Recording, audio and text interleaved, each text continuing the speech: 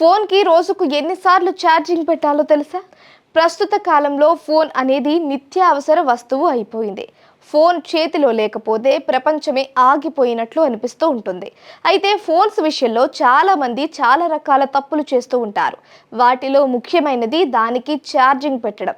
అసలు రోజులో ఎన్నిసార్లు ఛార్జింగ్ పెట్టాలి, ఎంత శాతం వరకు ఛార్జింగ్ పెట్టాలి అనేది చాలామందికి తెలియదు. ఫోన్ ఛార్జింగ్ పెట్టే సమయంలో కొన్ని టిప్స్ పాటిస్తే బ్యాటరీ పాడవకుండా ఉండడంతో పాటుగా ఫోన్ చాలా కాలం పనిచేస్తుంది.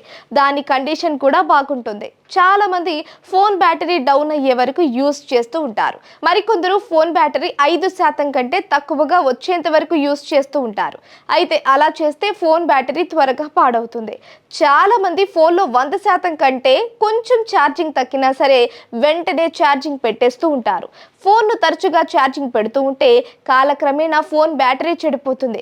అయితే ఫోన్కి ఎన్నిసార్లు ఛార్జింగ్ చేయాలి అంటే బ్యాటరీని 20% కంటే తక్కువగా ఉండకుండా చూసుకోవాలి.